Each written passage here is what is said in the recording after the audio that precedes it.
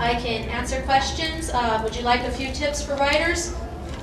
If you want some tips for writers, okay, raise your hand. Okay, oh, wonderful. Okay, when you're writing, I teach this a lot for writers. So I'll give you my 10 tips for when you're world building, the do's and don'ts. Do have fun with it. Do enough research to get you moving, but don't spend all your time on research. My rule of thumb is do enough world building to get you started on writing, because there's a big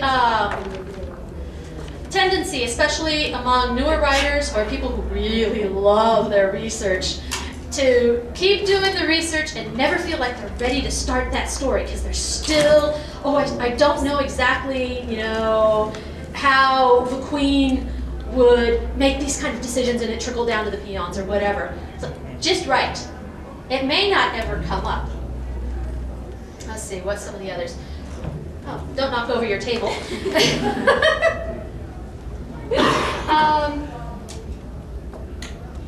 Give me a second, I have to think back. Oh, question, go ahead. Yes.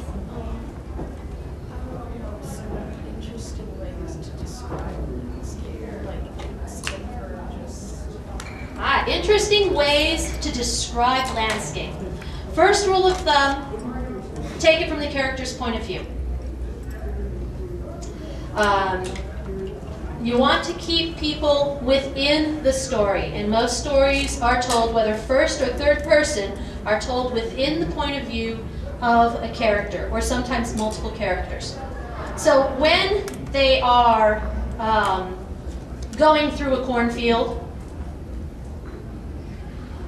if it's the middle of Halloween and it's late at night and they're hearing mysterious sounds and they're a city kid anyway, they're going to have a very different view of that cornfield than some country hick going through his mama's cornfield in the middle of the day, right? So take their point of view. Give us why this landscape is important at the time. I personally am a minimalist when it comes to describing landscape. I generally take it if it's important, or if I need that kind of pause in the action. I don't know how many of you have heard, and this works for manga as well as for writing. There's the idea that you're taking your reader on a roller coaster ride. So you bring them up and you have your first big crisis, and oh my goodness, everybody's got they're all tense and everything else, and then things slow down a little bit. Not all the way down to the bottom, slow down. They come up to that next big crisis, and you keep on building until you get to that final climax crisis. And then you come back down, and maybe you have one more small thing in order to wrap it up. Okay? So you can use that time to describe in that slower times, or if you are really feeding in to that build-up to the crisis. Yes, go ahead. Yeah, I think along that, I'm going to try and plan to do like a cityscape. It's actually a fan fiction, but I'm going to have can hear you. Okay, I'm going to have the canon characters are going to be basically taken to this world by the the original characters, and it's going to be have this culture shock from the canon characters because they'll be totally unfamiliar from it.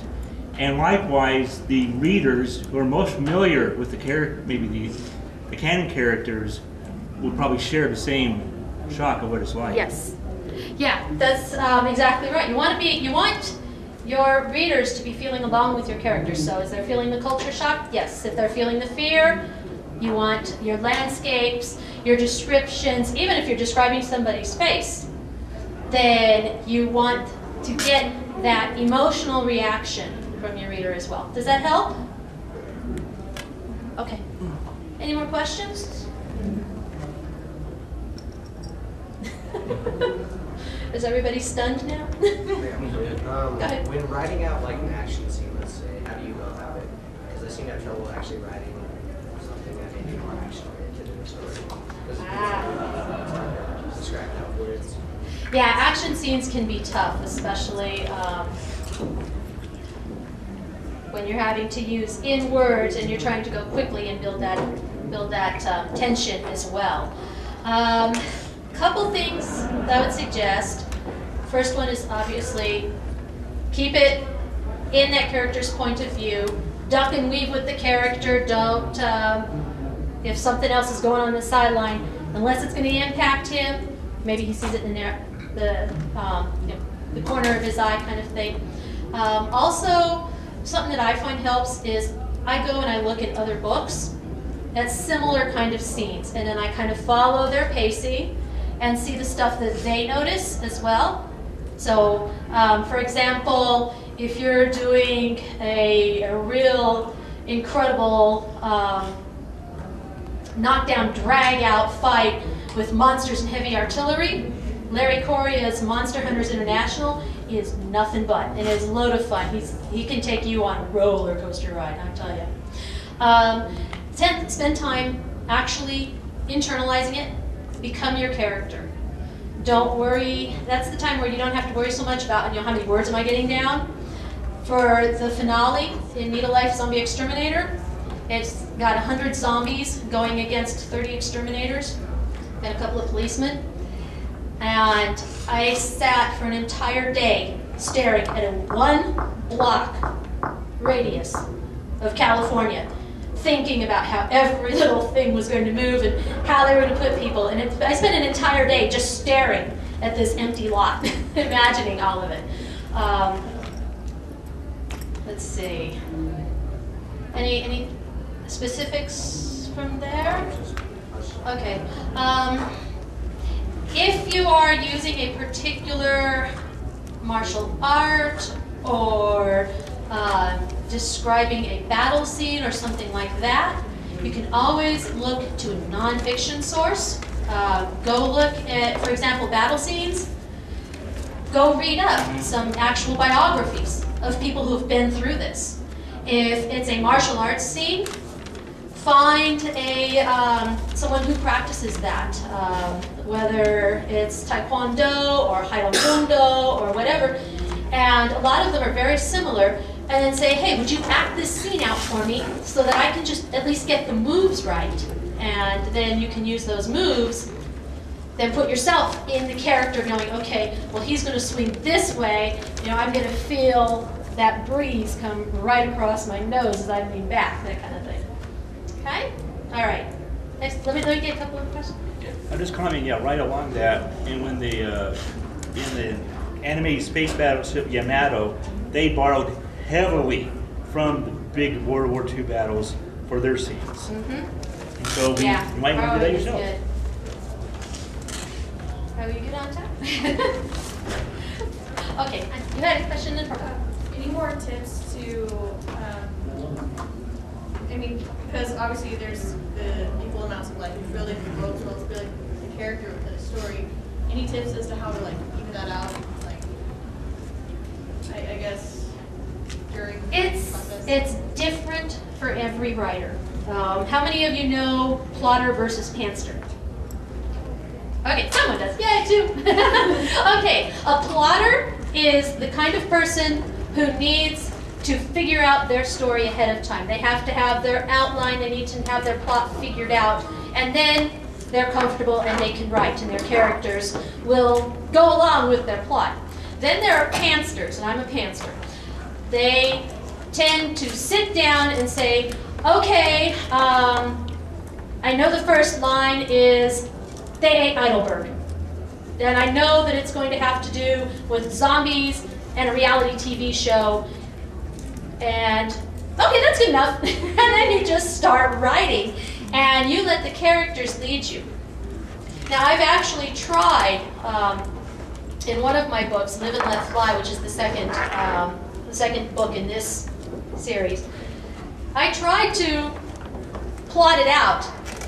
And I had this character, she was supposed to be my spunky sidekick that went along and took care of things while everybody else was blundering around, and she just refused to do it. She wanted to be the damsel in distress. I hate damsels in distress, but I couldn't write. I finally had to let her do her thing, and then she was great. She was damsel in distress, and then as soon as it came time for her to be spunky, she could. So depending on whether or not you're that go with the flow kind of person, or if you need to plot things out, it's going to depend on, well, determine rather, how much world building you're going to want to do ahead of time. One thing I would recommend, no matter how much world building you do, is that if you have any intention at all of writing a second book or another manga, or you're going to keep this cartoon going as an online series, take notes. Take lots of notes. Put them in a Word file. Put them in a 3-ring binder. I don't care, because at some point you're going to stop and you're going to go, what was the name of that street that so-and-so lived on? And then you're going to have to tear back through all of your stuff to try and find that one word.